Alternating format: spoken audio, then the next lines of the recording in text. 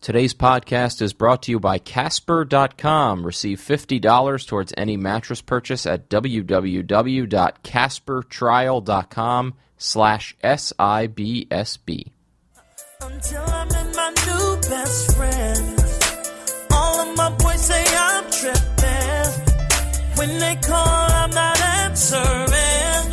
They always get my voicemail 'cause I'm Alex, are we rolling? We're rolling. Welcome to another episode of Sorry I've Been So Busy. This is the podcast where we talk to very busy people about what they are busy with. Sometimes we talk to not very busy people about what they are pretending to be busy with. Today's guest, someone we're very excited to have on. We've been trying to book him for over 100 episodes, and he's finally found some time in his busy schedule. He's here with us. He will join us in a few. It's David Feldman. Okay. You're aware that... No, we'll bleep that. We'll bleep that. Oh, you don't reveal who? No, we don't reveal the guest. But it's okay because the person will have already clicked on the thing, so it's fine. Don't worry I'm about just it. saying.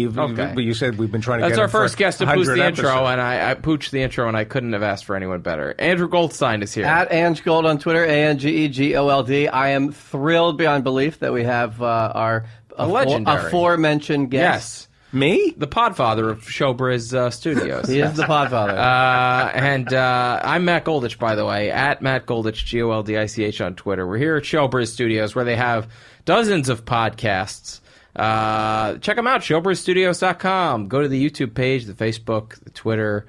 Anything specific? If you love 4 to 6 hour long podcasts, David Feldman's The David Feldman Show. Who has Malkoff had? Who was the last guest on the Carson podcast? Doc Severinsen. Oh, boy. Chevy Chase. Get out. Yep. Wow. Yep. How does he do it? I don't know. He's like a young Rogowski. Here in studio or... Okay, yeah, you had to go to like a... Yeah. When's he getting Joan Embry from the San Diego Zoo? That would be it. He had her? Oh, boy. Oh, We're my way, goodness. We're way behind She the brought an times. iguana? Yeah. But, by the way, new Caddyshack book out. It seems, I was reading an excerpt from it. Anyway, so that's exciting. Chevy Chase, check him out, the Carson Podcast. And please go to our Facebook page. Sorry I've been so busy. Go to @BusyPodcast on Twitter. And please rate and review us on iTunes. Thank you for all the love for the live Podfest episode with Sarah Haynes from The View. We had so much fun. Great and time. that podcast is up right now. Shout us out, and you could be our busybody of the week. We do have a busybody of the week this week, Andrew. We do. My mom ran into your brother at some event, and he was there with his friend Paul Rubin, who said he's a big listener of the podcast. Your brother said he has never listened. Yes. But Paul Rubin, shout out to Paul. Another Camp Ramah alumnus. Yes, and chiropractor to the stars. Big listener of the pod, and your brother not so much. Trying to get him into it, and we appreciate that. Shout out to Rubes. Yes. Anything else? Any other business we want to get out of the way before I find out, Andrew, what you've been busy with? I think we're good. Okay, what have you been busy with? So I feel like a lot of these stories start with me being like, well, I'm getting old. Yeah. But I have this crazy. It's been for a while. A lot of my headspace is thinking about being stretched like an athlete. That's like all I want in life. Like every day, every morning I wake up and I feel like my aches and pains. Like somebody has tied my hamstrings into like a double knot. Like every single day. Okay. This has been for like 5 years. Just it gets harder and harder. And so I'm concerned because this does not happen to me, and you're only a year older than me. So I this is just sort of like fantasize. I fantasize all the time about being stretched like they do before the start of an NBA game. Mike Abdenauer comes to your house. Exactly, like center court. Okay. With the leg over the whole thing. So we found this place called Stretched. It's in like Gramercy or Stormy Daniels' best film. Yes. In my opinion. It was good. Sorry. Go. And it's stretched, and then it's like a star for the E and then the D. Okay. But anyway, they're not open yet, but in preparation for their opening, they're offering in-house stretching sessions. Okay. This is basically going to be a gym where you just go and you get stretched like an athlete. This is like my dream scenario. Wow. Right. So my wife, Jamie, got me an in-home stretch session for an hour last Saturday, and it was unbelievable. Who shows up at your home? A guy. Fine. It was great, and he unfurls a table, and he has these like buckles. So you start like face up, then you go like face down, then you're on your left side, then you're on your right side, and each time he's like buckling you in to a certain position, and then he's just stretching the shit out of you. Yeah. And you tell him your like parts that hurt, and he did my lower back, he did my hamstrings, he did my right hip is like not as loose as my left hip, like when I go to the gym and I stretch. Are they things that you can repeat? He taught me some moves, the towel over the foot and you pull and all that kind of stuff. How long ago was this? This was last weekend. Okay, so long ago enough to wait. I So feel like a great. week. So about a week and a half ago, in other words, or Yeah, like because a week I'm imagining to me it's one of those things where it's like, oh my god, I felt so amazing afterwards. 3 days later, can't move. Yeah, it's just I like, was afraid of that. Yeah. But because some massages have done that to me, but this not the case. It was very good, and I'll tell you, there was no pretense of a massage, so there was no like earthy music. There were no candles. Business. We were just talking like I was watching New York One as it was happening because it's in my apartment. So New York One's on. I'm watching the news while this guy's stretching me. Yeah, and we're just shooting the shit. that's great. So you're happy. So are you going to hire this guy? Are you going to go back to this place? He gave me his card. It's expensive. Yeah. But it was a very, very thoughtful gift from my wife, and I appreciate it. I loved it. I don't know how you feel in the mornings. But I feel okay. You feel limber? I don't have a big. I mean, I occasionally get aches and pains. I recently went through a finger thing. Yeah, where what my is finger this? was hurting for a couple months, and then I finally had to get a cortisone shot in my finger, and it seems to have cured it. But it hurt that much that you needed a cortisone shot. It was like I couldn't move my pinky. It was very weird. Very I just woke up on. But I don't have like. Was the that your aches and joke pains. pinky? It was my Dr. Evil pink. No, but I don't have a lot of these problems that I don't want to tempt fate. Getting down on all fours with Graham, you're like getting up and it's fine and it's easy. Yeah, my glasses sometimes fall off, but that's about it. My dog gets the ball under the wall unit. I go down to get it. It's very hard to get back up. I don't have any of these problems, but which is weird because I'm very physically unfit. The difference between 29 and then the rest of your life is like when I turned 30, I started making a noise when I get up from a low seat. Sure. Yeah. I'm up. Yeah. No, I feel that way too. Yeah. Yeah, I don't know. It's like you have to announce that you got up. I'm younger than you, and yet I've already become the kind of guy who's like, no matter what. It could always be worse. You could always be Alex with an ulcer. Oh, my goodness. Yeah. Alex has an ulcer. You didn't know, Feldman? I'm his ulcer. You're his I'm his ulcer. ulcer. He does. You're the personification of his ulcer. Yeah. It's nice. No, it's nice to be. It's outside. like in those Actually foot commercials where the the foot talking. fungus comes alive. Yeah. Feldman's Yeah. his ulcer. I'd I'd like to animate that. Yeah. Do we know an animator? No, I have become that guy, though, who, like, no matter whether I have anything to do that day or not, like, I'll wake up at, like, 5:30 in the morning and just start making coffee. Like, that's an old man thing. Like, I think I can feel myself very much being on the verge of that. Let's take a quick break, and then we'll be right back with our guest for today.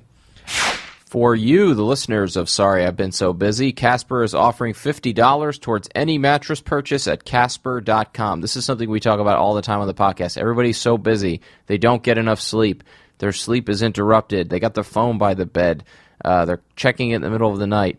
We're not going to change any of these things, so why not get a better sleep on a better mattress from Casper.com? To receive $50 towards any mattress purchase, go to CasperTrial.com/SIBSB. Again, that's CasperTrial.com/SIBSB for $50 towards any mattress purchase. And we're back with our guest. Andrew, would you please do us the honor of introducing our very exciting, very special guest for this evening? I am honored. I've been a guest on his podcast many times. As have I. He's been gracious, but we go super far back before the podcast era to, and we'll talk about all that soon to come, but a, dare I say, legendary comedy writer and fantastic stand-up comedian. It's me. Who are you talking David Feldman. Yay. You're The talking about OG. me? The legend. And the host of the David Feldman Show right here on the Showbiz Studios Yes. Network. Yes. How long have you had your podcast? 9 years. 9 years? Yeah, seriously, 9 years. How long have you been on the Showbiz Network? 10 When did you years. make the 10 jump? years. No, but I mean, look, we've destroyed the word legendary nowadays, but Sure. Dennis Miller Live, Real Time with Bill Maher, Everything Smigel. What am I missing? Yeah. Roast- I don't know. I don't know if I'm a legend. What's the worst gig you've ever had? Roasts. The David Feldman show, working for myself. Roasts. I mean, I would say working for myself as a comedian and trying to do the podcast. That's the worst? Yeah, because the lights never go out. It's just this constant, yeah. You can't go, he's an a-hole. He doesn't get me. Right. If in other words, there's no one else to blame it There's on. nobody else to blame. So you're up till 6 a.m. Yeah. But trying to make it good. What did you started doing your podcast in L.A. or what? Yeah. 9 years ago. Wow. Yeah. And it's developed into quite a. It's very like because when we did it, I did Now it a few LA years is ago. based around the podcast industry. Yes. Is it really? L.A. is a podcast. No town. more movies. Yeah. It's all just Once I podcasts. left, They call Yeah. it Pod City. No, yeah, that's true. Wait, but the podcast wasn't always like 6 hours long every episode. How long is a typical episode of the Feldman Show? well, it's over 9 years. My goal is just to keep the thing going. Right. I just decided. And by keep the thing going, he means Literally, nonstop. keep the episode like a going. marathon. Yes. Yeah. Yeah. Well, my goal is how long can I keep this thing going? Yeah. Forever. Not each episode. Right. But and so it changes depending on what's happening in my life and who's willing to be a part of it. Right. So when it first started, it was me just talking into a microphone. Mm-hmm. And then I discovered an art gallery called the Fake Gallery, and so we started doing live episodes with sketches, and then it morphed into a sitcom that we had, and then that led to work here in New York, so I could no longer do that, and then it became a roundtable show, and that now it's morphed into kind of my talking to people. But it'll change as Yeah. it keeps evolving based on necessity. And luckily, the listeners have. I don't know. I don't know how to measure. I think Are there people who have stuck around since the beginning? Yes. Who you know that you talk to where you're like, that person's been listening for 9 years? Yeah, and they're one of the original. We had a catchphrase. What am I, an moron? Instead of a moron, what am I, an moron? And we made coffee mugs, and it was Eddie. You had merch? It was Eddie This is Pepitone. great. Eddie Pepitone was a character on my show. Love Eddie. The great Pepitone. Eddie. And he would. Can we have his number? We want to get him on. No Sure. kidding. And he would always say, "What am I, an moron?" And I always thought that line is as. What am I? What was her name? Joni. Ann B. Davis? No, Joni on Happy Days Well, was she just passed. Anne Moran, Anne Moran. who just passed away. So what am I? Anne Moran? Anyway. And now it's very, I think heavily, like a lot of things, it's sort of become heavily political by necessity. I will. Basically, it's who we can get, who Alex books. Yeah. My wheelhouse tends to be dark and wonky, and there's a very specific audience for that. Two guys who, live Yeah. alone. But for a broader audience, you need comedians and comedy writers and stuff like that. But I rather I do a radio show with Ralph Nader. That's my true passion, and politics, but that's an avocation. You can't really make a living trying to change the country. So You do a radio show with Ralph Nader? yes, I do. Where does that, where do people hear that? They can hear that on Pacifica Radio. We're on about 200 stations. Wow. Low wattage. We're on in Washington, D.C., and I think we're on WBAI in New York. But it's Ralph Nader. And None of the corporate, no sponsorship. You can't make any. no Clear Channel stations. No, or, no. Yeah. Don't get me started on Clear. I mean, No, I'm the current state of radio. That's a whole other.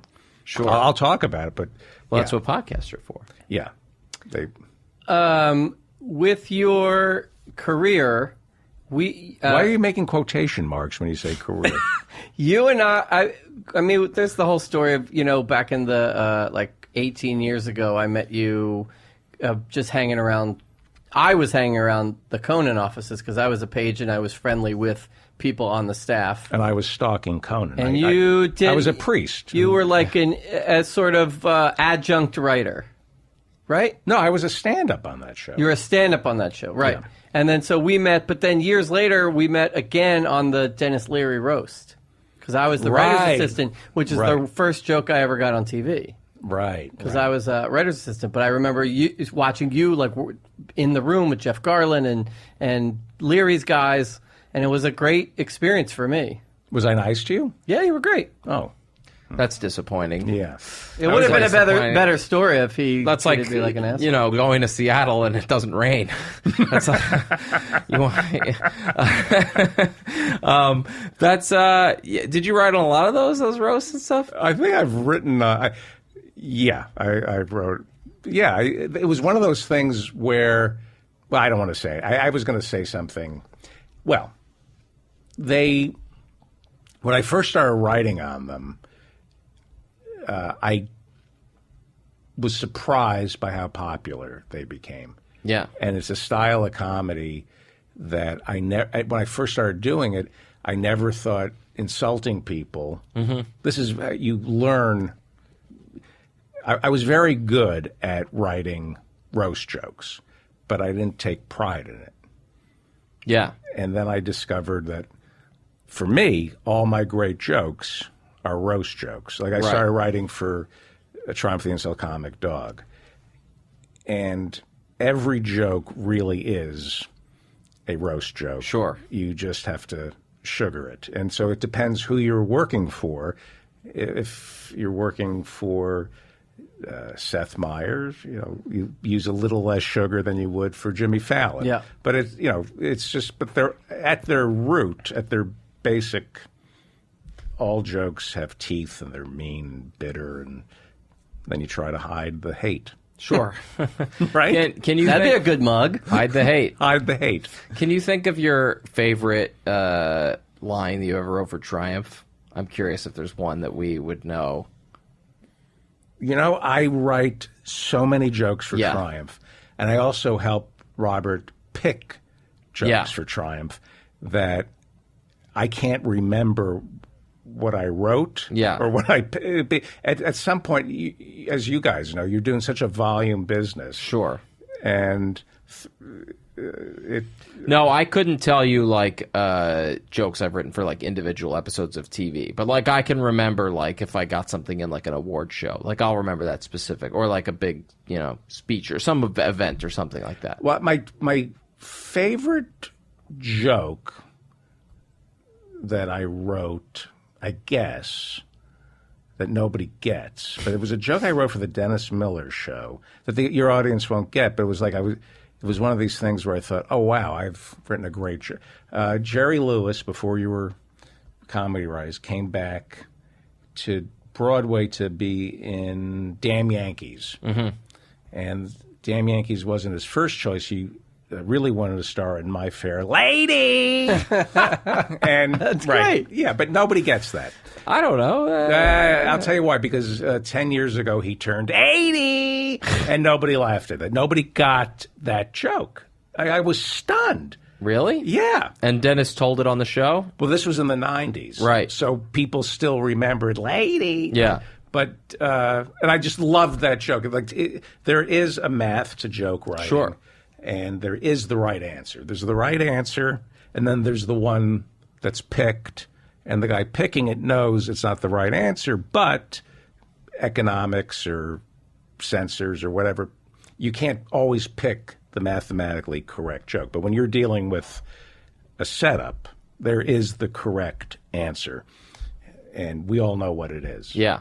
And sometimes all of us will arrive at, the whole writing team will arrive at it. Then it's not the correct answer because we all came up with it. Yeah. So it might be the correct answer, but because everybody could come up with it, you have to come up with something that's a little sillier. Or, but My Fair Lady, this was 20 years ago. But I just when you ask me what my favorite sticks with you. it's just like that was the first time I felt, I got the right answer. Yeah. I remember one night you and I think we walked home together from Luna Lounge, which we've talked about many times on this podcast. We walked like 80 blocks all the way up to the Upper East Side. This is back again in those like Conan-y days when I was a page and stuff.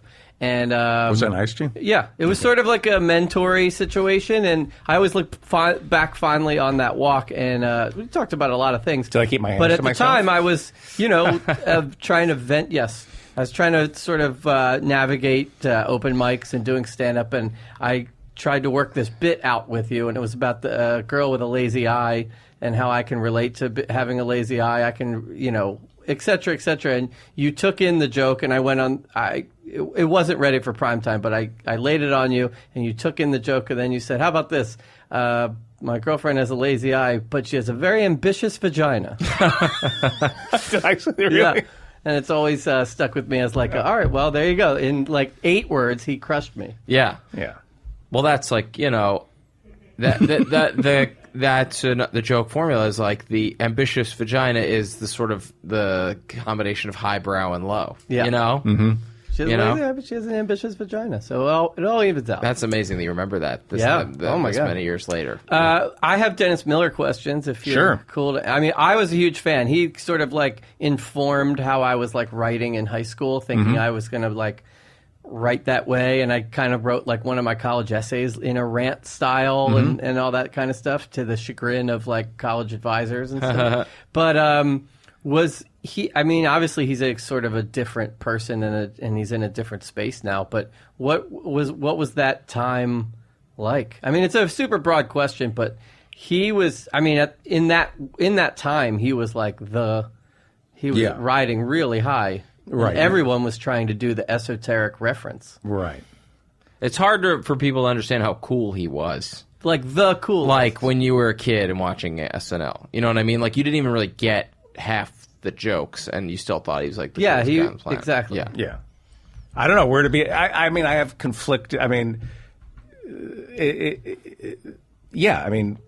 the mid-'90s to the early aughts, he was this kind of force of comedy, flying under the radar, but the critic's choice, and you felt kind of special being around him. And he's like a comedy poet. But the problem working for somebody you really respect is they can really get in your head. So the show finally got canceled, and I was free, and I promised myself I would never allow a boss to have that much influence as to whether or not I was having a good day or a bad day. It's like a Me Too situation. Yeah, well, yeah, but worse. Because I'm a man. Yeah, but what a fun. Did you would everybody pitch in and like the esoteric references to like crazy things from did everybody come up with those? Did you or was that like a lot? You only remember the good stuff. Sure. You only remember, I hope all your parents still alive and stuff like that. Mine are. Yeah. You killed yours, as I forgot. Yeah. But as time moves on, you will only remember the good things about your parents. It's human. It's resilience. I only remember laughing hysterically for 10 years on the Dennis Miller Show. Even though I was seeing a shrink 5 times a day, I couldn't get out of it. But I only remember laughing hysterically and not the fear and, all that kind If you watch all sort of like SNL docs and stuff, you listen to Spade and a bunch of others, they always talk about like that young cast that came in while Dennis was still there, and how they would just like sit and wait to be burned by Dennis. Right. Yeah. They would just like they like waited for it. Yeah. But I'm sure like after 10 years of being in that firing line, it took its toll. He would no. It was an honor to be. Yeah, he would come in and he would do a lap around the table. And he would find your one weakness that he knew you, like my hair transplants were, now you're not going to get this, but. It's a visual medium. Yeah, but he walked in, you're too young to get this, but my first day at the job, he walks by my office and goes, Senator Proxmire. And he leaves. Now, I don't know if you get that, but I mean, No. but But it's still funny. Okay. I can understand where the joke, what it's based in. William Proxmire was a senator. He had the first hair transplants Yeah. ever. They were, think of Joe Biden's hair transplants Yeah. and add fewer rows of corn, and they were just the worst. And so he walks into my office, doesn't say hello, doesn't say welcome to the show. He's just a Senator Proxmire, and walks out. And I'm sitting there going, pounding the table. Yeah. And it's the perfect, for that show. It was perfect. I love it. Can I ask you a question? This is kind of off topic. Well, it made me think of it because obviously what. Yes, it's my real penis. No. I'll put it inside. Okay. Because of what this all ties together in some weird way, but because of it, what made me think of it is Dennis Miller obviously becoming a very conservative. Yeah. But I wanted to ask you for your opinion on political correctness and comedy, because I think we talked about this a little on your podcast, maybe when I was on it, but it seems to be like comedy people, comedy writers, and comedians have for a long time been the people banging the drum that people are too politically correct, and college campuses and safe spaces and all this stuff is bad. And then somewhere along the line, it sort of seemed like all the other people who were saying everyone's too politically correct were basically Nazis and Trump supporters. Right. And then it's sort of how do you feel? Because it's do you feel like you can still say that, or do you feel like that, or do you feel because as if you're a progressive person or trying to be on the right side of things, you have to be I mean, how do you reconcile well, that? First, it's very is the thing that I don't think anybody's talking about. Yeah. The problem is AIDS. Well, that. Yeah. Yeah. The problem isn't politically correct people. The problem is like buttons and comment areas on websites. That is what's dictating the fear in comedy. It is that the audience is speaking up. So you do a set on television now, it's no longer fascism. It used to be you do a spot on The Tonight Show, and that was it. Now you got to go back and read the comments. Yeah. And how many thumbs up and how many thumbs down. That's what the politically correct movement is really about. It's people talking back to the comics. I embrace the politically correct movement because it makes comedy more dangerous. And I think comedy has consequences. And if you're afraid of the consequences of your comedy, then you're offensive. I think I was disliked by a lot of my opening acts because I asked them not to say the F word. I don't want to get into that, but I don't like my opening acts using the F word because it's lazy and it makes it really hard for me to tell what I consider to be jokes. The audience doesn't consider them jokes, but I do. Sure. But this is what I always said to the comics. They go, well, what about freedom of speech? And I always said, I'll tell you what, instead of the F word, say the N word. I'm begging you to say the C word. Please say the C word 1,000 times, the N word. Just don't say the F word, because that's easy. But if you can say the N word, you know, I'll give you a piece of my salary that I'm getting. If you can pull it off. If you can pull it off. But you're not working the edge saying the F word. Say the N word, say the C word, and see where it takes you. Work the edge. They didn't like that. So, Sure. So to me, the politically correct, it's cowardice to complain about the politically correct audiences because timing is listening to the audience. Yeah. So if the audience is moaning and challenging you, and you're saying, "Oh, they're politically correct," Yeah, they're too. You're an a-hole. Yeah. You're sloppy. You're lazy, and you're not paying attention. You know, there's this guy named Aaron Berg who I love. He's doing my. You just had him on. I love him. I have him on all the time, and he's politically incorrect. But he pays the price. Yeah. So I don't want to hear about being politically incorrect. If the audience is moaning, you're paying the price. And what are you going to do with their moans? If you're going to ignore their moans, you're a lousy comic and you're a coward. Yeah. It's different on network television because there are all these landmines that you're looking out for. That's Yeah. a whole other. Right. There's network television because there are boycotts and censors, and you cannot get away with certain things on network television. But in a club, are you kidding me? That people are complaining when you can say anything you want in America, right? And you're complaining because the audience is hissing you. Go F yourself. Yeah. What a bunch of cowardice. Yeah. I just don't buy that. Right. I don't buy it. When Jerry Seinfeld and Chris Rock say, I'm not going to play college campuses because of the political. Really? Yeah. Really? With all your money and influence, you can't deal with a couple of effete hisses? Yeah. That's amazing to me. Yeah.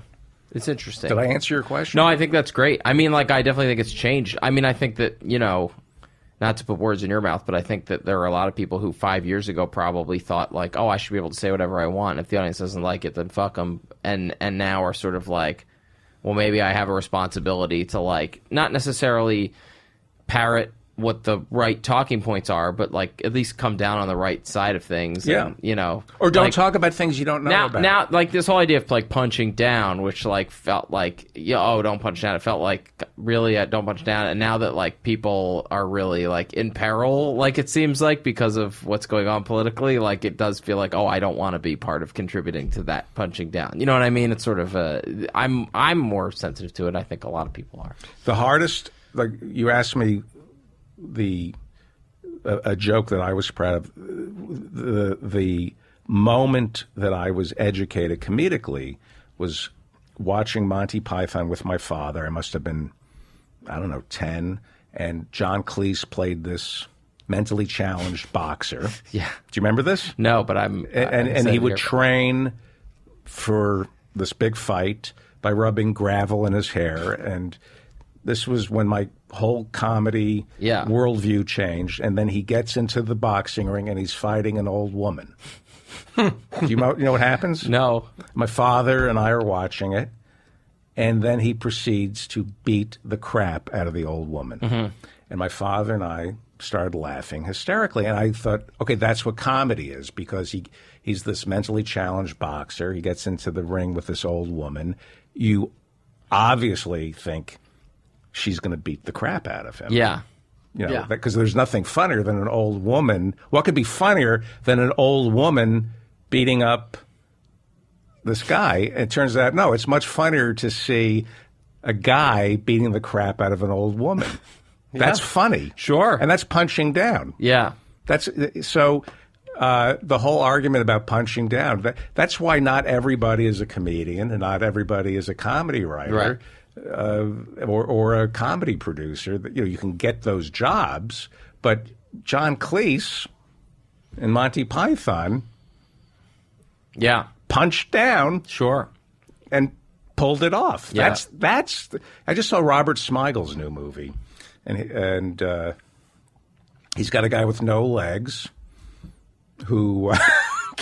I don't want to give it away, but the guy keeps getting things dropped on his head, and he's got a comb over, and it's a guy with no legs, and you're laughing hysterically at a guy with no legs who is physically abused in the movie. I will watch that.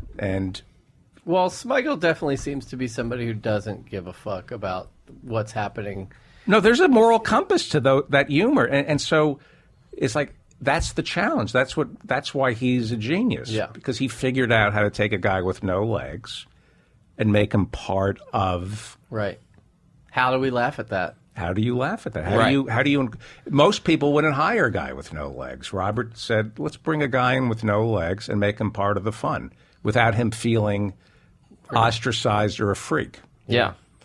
That's. I'm excited to see it. Do you have anything else for David, or should we get into his day? I could ask him many more questions. Yeah. What do you think of the Roseanne hubbub? That's a good one. Well, she fired me. She's an idiot. She's really a moron. From the sitcom? Yeah, I worked on the sitcom, and The Orig, and she fired me because she was divorcing Tom, and she decided to get rid of some of his friends, and I could have sued. But, you don't do that. She's just an idiot. She has a multiple personality disorder. She admits to it. Yeah. And so the fact that she is supporting Trump is symptomatic of what's wrong with Trump, America, and sitcoms. You don't give a mentally challenged person a sitcom or a gun or a platform to speak out. And there's no memory in this country. She's an idiot. She's got 7 different personalities. Candy, Nina, June, Mary. Did you ever read about this? No. People forget. She makes money for ABC, so they conveniently forget that this is a severely deranged human being. Sitcoms don't kill people. Comedy writers do. Yeah. It reminds me of like what Kanye is doing right now. Yeah. Supporting Trump. Yeah, and I feel like it's a multiple personality situation playing out in real time on Twitter. Right. It's exactly what that is. Yeah. And as long as he's making funny money for people. Yeah, and people are worshiping him. That it's perfectly okay. Yeah, I mean, I could do this all day. But we'll get into your day. This is what our podcast is all about. Sorry I've been so busy. So what's a typical day like in David Feldman's life? Well, give us tell us about yesterday. When did you wake up? Today is Tuesday. So yesterday was Monday. Monday is a very busy day for me. So I get up, 7, and I try not to look. Well, I had to get my podcast ready, and then I had to go to Robert Smigel's movie premiered, so I went to that, and that took up 6 hours of my day. Being at the movie? Well, we'll start. You wake up via an alarm, or your brain wakes you up at that? I get up with an alarm, and then I negotiate with my phone. Mm-hmm. Do I want to look at my phone or not? Do I want to go open up my Kindle and read for 3 hours and start writing? I mean, ideally, you want to not check your emails or... Well, there's 2 theories. People say you should take a quick 20 minutes and do all of that kind of stuff and get it out of the way, right? There's that theory. Sure. You answer every email you got, get it all done, and then go about your day. Right. Or, like you're saying, negotiate with your phone and be like, I'll do that in a few hours. I'm going to sit and write now, or I'm going to go work out, or I'm going to, But so you get up, you're doing all this in bed, or you move to another location? I do all my best work in a Greyhound bus station. Oh, wait a second. Sorry. What was I talking Port about? Authority. That's sorry I got so busy. Sorry about so I'm writing with Robert in bed, and that is and then I'm working with somebody else. So, and I'm not going to the office on Monday, so it's a pain in the ass because you're trying to work around other people's schedules while trying to do your passion projects. And so there's always this tension of doing what you want to do versus what you have to do, and it creates stress. So there's this thing of the blessing of a full-time staff job is you have very few options. You have to know when you have to be up, and you know when you come home and you're tired, and you don't pursue as much passion projects. The passion projects can take up a lot of time. They're hobbies that become, monsters around. Basically this podcast for us is like we really fight hard to make sure that we do it and don't miss a week and everything, and it's very hard to make that happen because we both have. I mean, mine changes often. Matt's, doing what he's doing, but it's hard to navigate. And so anyway, and then a typical day is I try to read. This is going to sound really dickish, but I try to read the New York Times, the Washington Post, the Wall Street Journal, and Politico every day and 1 magazine. That's a lot to try to get. Physical newspapers No, are on all, my Kindle. all on your Kindle. And I have a system where you... They have Hustler for the Kindle? Yes, they do. Oh, I wasn't aware. Hustler is... That's... Yes. So this is sort of first thing you do this, or No, I have to-do lists. So I have a list of. I'm big on a yellow canary pen. I work off a to-do list. So when I get up in the morning, Alex had, yeah. Look at this. There you go. Alex, he learned from you. what I like to do is I'll have a cup of coffee, and I'll sit with my yellow canary pad, and I'll just make a list as I'm coming out of the fog of what I have to do that day. Do you do check marks or you scratch I do the whole line? I do check marks. Yeah. And then I keep all my You're a big list guy, Matt. yeah. I keep all my yellow canary pads. And I list. Oh, really? Going back? How far? I don't know. I've been living in New York for 4 years. So I probably have 4 years of canary pads. When you die, Judd Apatow's making a documentary based on all of your legal pads. The to-do lists of David Feldman. Yeah. Zen and the art of to-do list. Jewish diaries. Yesterday you were at home then for most of the morning, or? Well, I'll go for a run. Oh, okay. Or a swim. Swim? Yes, but honestly... Wait, let's talk about the swim. You want me to be honest? Yeah. Or I can... I didn't have time to exercise yesterday, but I'd like your listeners to think that I did. Where does the swim happen? This is Manhattan, so there's very few places. I like to get completely naked. This is where I'm going. And jump into the... I go to the the health club and swim. What do you wear? You wearing trunks? Or you wearing El Buffo. I go completely naked. And... Ball huggers? No, I go completely naked Okay. until they throw me out. We have not. Have we spoken to anybody haven't had who a swimmer. swims? That's why I want to get into it. How many laps you do? I started about 6 months ago. You talk about lifting your baby and pulling something. Yeah. Swimming was something that I was never interested in because, who really wants to Get wet. in front of other people, like a co-ed Yeah. pool and that kind of thing. And I have hair transplants, so I like to coif Senator Proxmire? Yeah, I like to look my best. And then you get to a certain age where you go, F it, and this is it. It's only going to get worse. And you just go into the pool and you swim. And one of the things I've discovered is you can try different things with your partner if you swim. You're not... Okay. What? Yeah. You can... Backflip? But whatever. And I've noticed in the past 6 months that I can reach for things fearlessly. And you talk about stretching and being stretched. Yeah. Swimming is a very subtle way of stretching your body.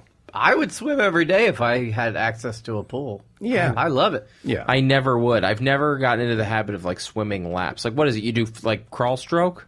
I do breaststroke? I do. You've heard of the breaststroke? I do the penis stroke. Yeah. Sure. And I leave a little milt in the pool. My mom does 100 laps if she has access to a pool. It takes her 4 hours, but she does it. Yeah, it's going back to the womb. It's I feel like I'm back in the. So you're crawling into women's vaginas in the pool. It feels like my mother's amniotic sac because there's a lot of chlorine. Do you? And there's Lycra and a Spanish man sitting in a chair watching it. with a shepherd's crook. Do you sauna after?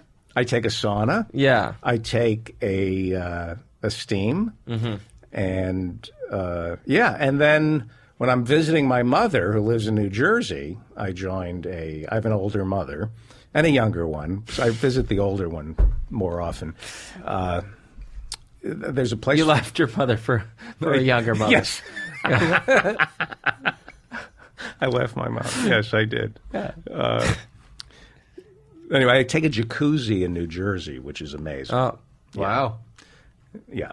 wow. But I didn't go to the gym yesterday. Are No, you you didn't make it. are you free in the locker room?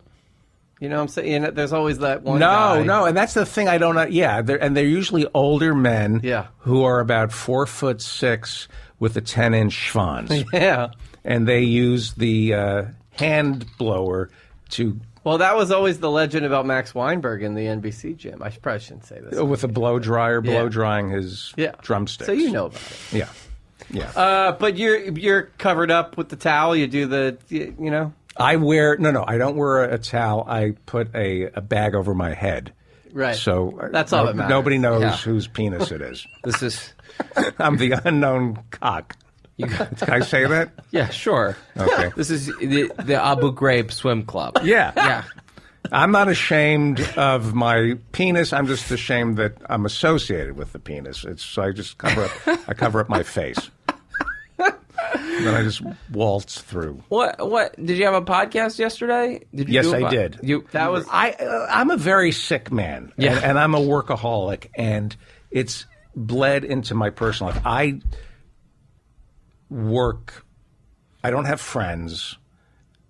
I do have friends, but I kind of, everything is comedy. So I had I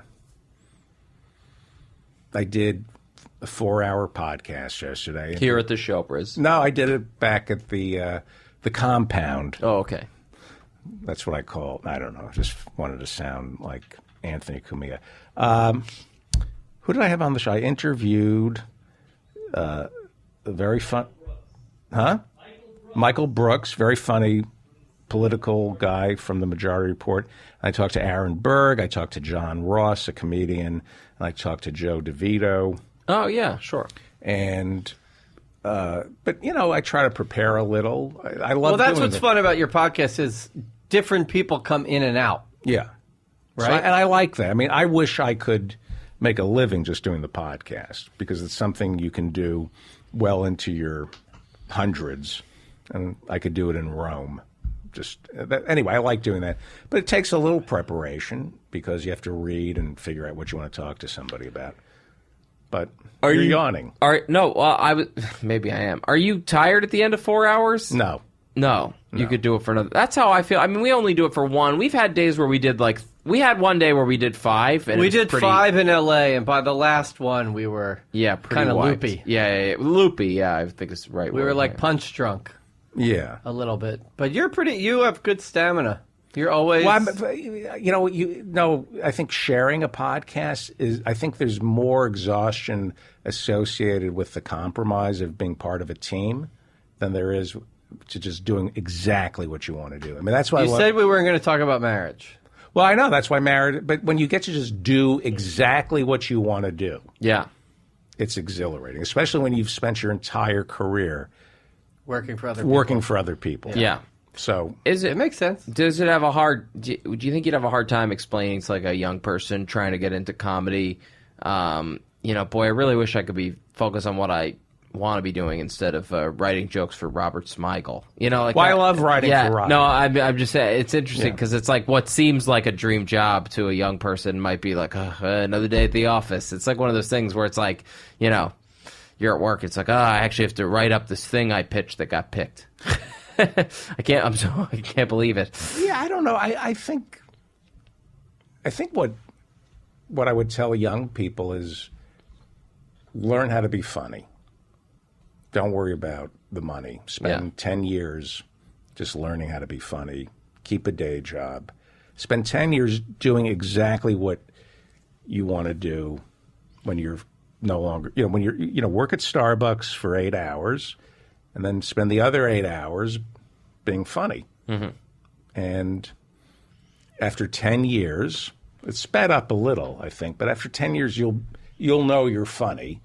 And then somebody will pluck you because you're funny and make you do things you really don't want to do, but they're paying you. Sure. So you take the money, but you're not really doing what you're passionate about. Right.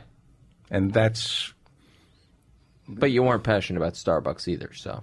Right. But spend 10 years doing what you really want to do and make friends with people who are doing what they really want to do and work on the funny. Don't worry about making money. Worry about how do I be the funniest person I could possibly be. And then when you can bring that into a movie or a TV show, a writing room, or wherever you make money, you're less likely to have a nervous breakdown. But how's your day? How's my day? I didn't swim yesterday. Did you went to a movie premiere? I went to the premiere of the week of. It's Robert wrote a movie and directed it with Adam Sandler. It's amazing. Oh, okay. Amazingly the funny. Netflix. Yeah, it's got heart and balls. Smigel wrote With Chris Rock's in it. With Chris Rock. Did It's one Smigel of- direct it? He directed it. Has he directed other movies No, before? no. This is his first movie that he directed. Yeah. Oh, that's great. It's got heart and balls. That's great. Who also wrote Oklahoma, if I'm not mistaken. Heart and balls. They're a great composing team. But it's fearless. The movie is fearless. And I laughed. You know, it's hard to make people laugh. Yeah. It really is, consistently. You can make them think, you know, Yeah. be profound, be earnest. You can be brave. But to just make them laugh, Yeah, uncontrollably. yeah, that's hard to do. Did you walk the red carpet? Did you do the step and repeat? It was a very Jewish. I've walked the red. No, I'm not famous enough. There was a red carpet, but nobody wants to look at me. Yeah. Yeah. Do you ever walk a red carpet? I mean, I've been on a red carpet, but I've never had stopped or had my, I've been walking by in the background. as I've unfurled a someone more red famous. carpet. Yeah. I've walked on some carpets that turned red while I was walking on them. I don't want to talk about why, but it could either be a misogynistic joke, it could be scatological. There are many be reasons. violent. It could be violent. Yeah. It could, many reasons. Leave it up to the viewer's Yeah, imagination. but let's, for all intents and purposes, That was in the evening. What are your meals? oh my God, I'm so sick when it comes to food. Well, you were saying before we I'm went a on vegan. air. Are you? I'm a vegan. You were saying before we went on air you can't get a good slice of pizza in Manhattan. You have to go to Brooklyn. Yeah, but I don't eat all day, and then I eat way too much when I do eat. I'm very sick when it comes to food. Interesting. But like during the day, I'll drink coffee. I operate on fear, adrenaline, and coffee, and fruit. And To keep you regular. Well, that I've given up on. And wait, maybe not. Hang on. Give me a minute. Give me a second. So you kind of like fast all day. I don't fast. I have a nervous stomach. Got it. And the phone is ringing, and I'm reading, and I'm writing, and I'm writing jokes. If I open your refrigerator in your apartment right now, what's in it? My second wife. Not all of her. The parts I like.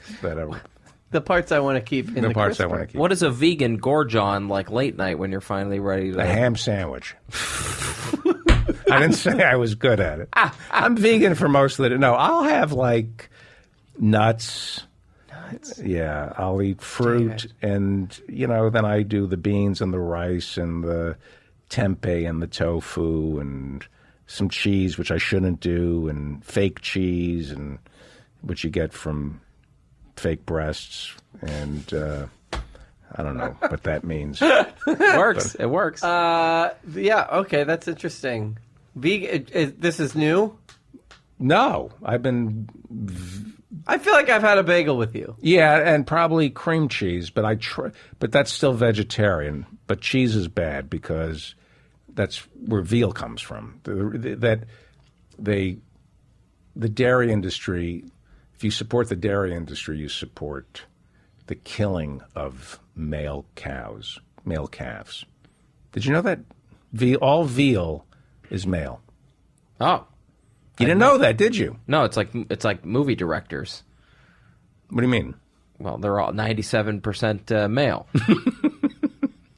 All veal is male. Yeah. You're eating your own gender because they rip the female calves from the mother and immediately have them Into prostitution. Well, they get them knocked up, and then they get them making milk and dairy. But there's no use for a baby bull. Yeah. So they just rip them from the mother, and they eat them. You're eating baby bull when you eat veal. It's like a Netflix I documentary. mean, I'm not vegan, but I would say it's probably been a while since I've eaten veal. Yeah. So It's pretty bad. Yeah. Too. And so when you eat cheese, you're supporting the killing of our gender. yeah. So something to think about. So we're gonna go get a grilled cheese after this. well, it is delicious, but it's bad. I do love cheese. Anything else about David's day before When we did you get home? Oh yeah. Last night. Last night I got home at midnight, and my female friend couldn't believe that I was going to be up for another 4 hours. You were going to be up for another 4 hours Yeah. doing what? Is that just a wind down, or you're I had to get my podcast ready. meaning like editing? I don't edit it so much as I had to assemble it, and then I had to answer emails. And, people, I have like pickup work where somebody needs 10 jokes on, dead cows. And so Got it. It's just the day never ends. Sure. They just bleeds into, and I don't drink. I don't do drugs. So the days just kind of blur together. Nothing comes to an end. I like... Much like your podcasts. Yeah, and I'm at an age now where I've kind of isolated what I need, and it's food, liquid, sex, and a bowel movement. You guys want to go for the joke? I've been able to do it all at once. No, but I've pretty much and exercise. I just need food And Alex. and Alex. But I said sex. That's the problem with getting older. Mm-hmm. There's a rigidity that sets in where you say, I just want to read, then I want to have sex, I want to eat, I want to exercise, go to a movie, watch a little television, have a nice bowel movement, So a little sleep. It's I don't want to meet anybody new. not the most romantic yeah. foreplay. No. I mean, this is out of the format, but whatever. So Trump at what is he, 73? Yeah. He's got to be miserable, right? Trump? Because at 73, you got to be like, I just want to watch Fox News all day. But you see, the problem with Trump is you're a good person. So you cannot project your humanity onto some other species. That's another species of human being. That's what you have to understand. And when you're a comedy writer, don't project yourself onto the star of the show. That's another species of animal.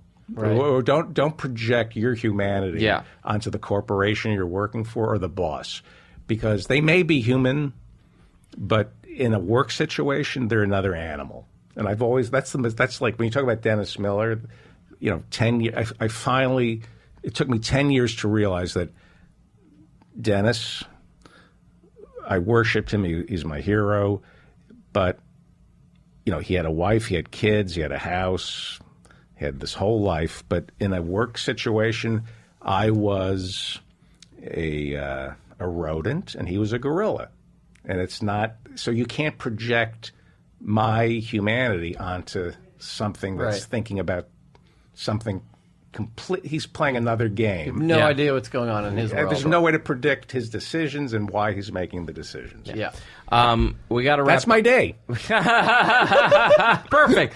We got to wrap up in a minute, but before we do, we do one last thing with the guests, which is called the blow off, where we ask you to.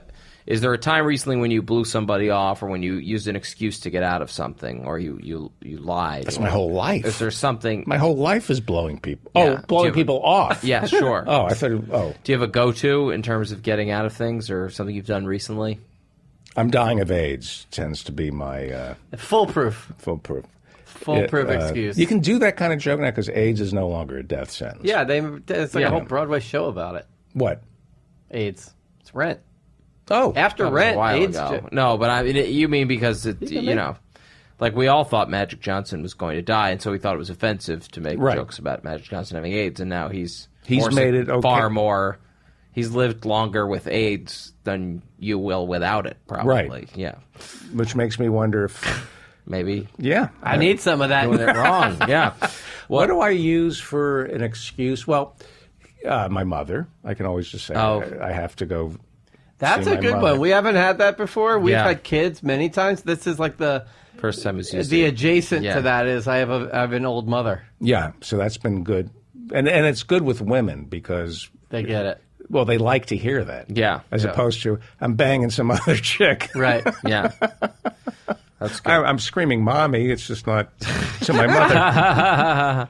Well, that's good. So if you want to get out of things, I gotta help Get an my old mother. mother. Yeah, I got to yeah. go help my mother. this has been really fun. Thank you so much. This has for been coming really by. interesting. I'm sorry I wasn't. No, you were great. I wasn't specific enough about my day. I didn't want to be completely honest to you about the hours I spend in Central Park at the Brambles, not making eye contact with 50 other men. I just don't feel that would be appropriate. Senator Larry Craig. Yeah. That's where the brown bag comes into play from your gym bag. The people should check out the David Feldman Show and the Showbiz Network. Anything else you want to mention, promote, plug? The radio show with Ralph Nader. The Ralph Nader Radio Hour, and everybody, if you really want to know how to live your life, learn about Ralph Nader. He's the greatest American, and it's a very simple way to be happy, and just follow the teachings of Ralph Nader. That's great. And people, you're on Twitter. I'm on Twitter. What's your handle? David_Feldman_, and Great. yeah, I tweet. Very big on the underscore. Very I have great. I have a tweet that got no. My doctor says I need better sleep hygiene, so I bought a bedpan, and I got nothing because people don't know what sleep hygiene means. Like it's one of those things where I go, "Oh, good, I got a good tweet here, sleep Yeah. hygiene," and nothing. Yeah. Nobody knows what sleep hygiene is. Keep working at it. How about we know what Lady. sleep? How about we know what Lady. sleep hygiene means? It's just not funny. Yeah, well, no, I didn't know what sleep hygiene is, so I'm going to blame the premise. You didn't know what sleep hygiene is. I've never heard that particular phrase. No. Thank you, David. Thank you, David Feldman, and Stay stay busy, busy, everybody. They get my voicemail cause I'm busy. Whenever I get with her, say I'm busy. And I'm gonna hit you later cause I'm busy. Busy with her.